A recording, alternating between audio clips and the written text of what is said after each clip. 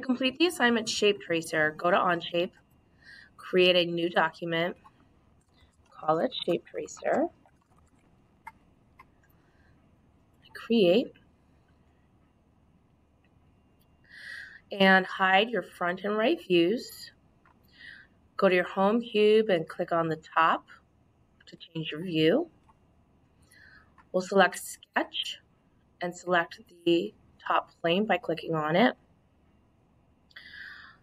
Create a rectangle. So I'm grabbing the corner rectangle tool, and there's no specific size, kind of a squarish rectangle, no specific size. And we'll go straight to extrude, give it some thickness. We'll change the depth to 0.25. It's a solid and a new. We're going to leave that way. And then I hit the green check mark. Whenever I do an extrusion, I need to check my isometric view, make sure it turned out as I intended. Looks good.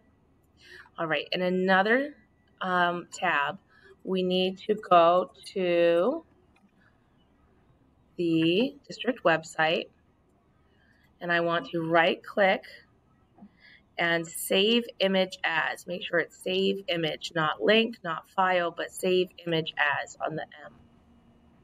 So it will be called M logo, and that's gone to my downloads. So now I want to go back to Shape Tracer. I need to go to the top view. I click Sketch and select my face of extrude 1. That's what you should see here. So I've clicked on the top of this. Now to bring that M into this drawing, I need to go up here to, it says Insert DXF or DWG, short for drawing. So I'm going to click on the drop-down menu and Insert Image. Okay, so no image file is available. I need to import it. You might need to go full screen in order to see your import option or zoom out on your screen. So I need to go to my downloads. So I find my M logo and I open it and close these notifications. And I click on the M logo, and it's basically like I'm drawing a text box. Okay, so draw it nice and big. And if you need to move it around, you can. All right. Now I'm going to have you close this sketch so that sketch 2 is just my logo. That way I can draw on top of it and hide the sketch later down the line. So now I need to create a new sketch. Click on my M, and I'll get my line tool and zoom in so that I can now trace my letter. You want to be careful to make sure you're starting your next line right where you left off on the last line, leaving no gaps.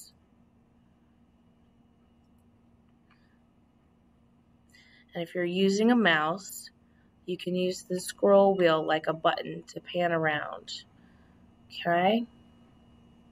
Now remember, if you go back to your origin, it might change to an arc, but then you just go back to that origin, you'll get your straight line back.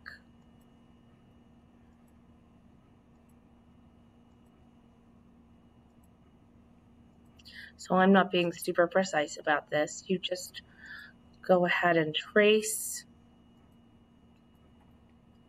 up until you get back to the beginning, connecting with your initial point.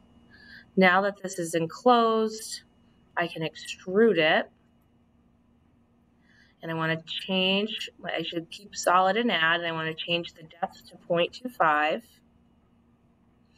and hit the green check mark. Now, if where it says face of sketch 3, if there's it says missing face of sketch 3 or missing something, that indicates that there's a gap between your points. So you would need to go back and really just open up sketch 3 and really open up, let me undo this. So if you had an error, you would reopen sketch 3 by double clicking on it, and you would need to look at where everything's meeting up, that there's no gaps.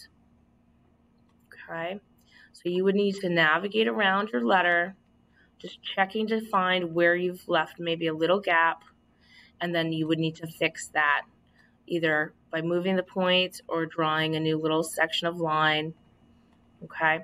And once you get that fixed, then you go to extrude.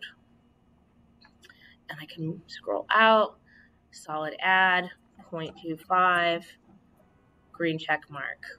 I want to check my isometric view. Okay, looks good. I can hide sketch 2 where my image was to see even better. Okay, so now I would need to go into assembly, insert my part studio, green check mark, right click on assembly 1 and create my drawing. Select 4 views. Okay, so this is giving me an error. Hopefully you don't have that error and you're able to generate your 4-view drawing. You would then click on your lines, the 3 lines, and find print. That would be available to you, which will give you a PDF to download and turn in.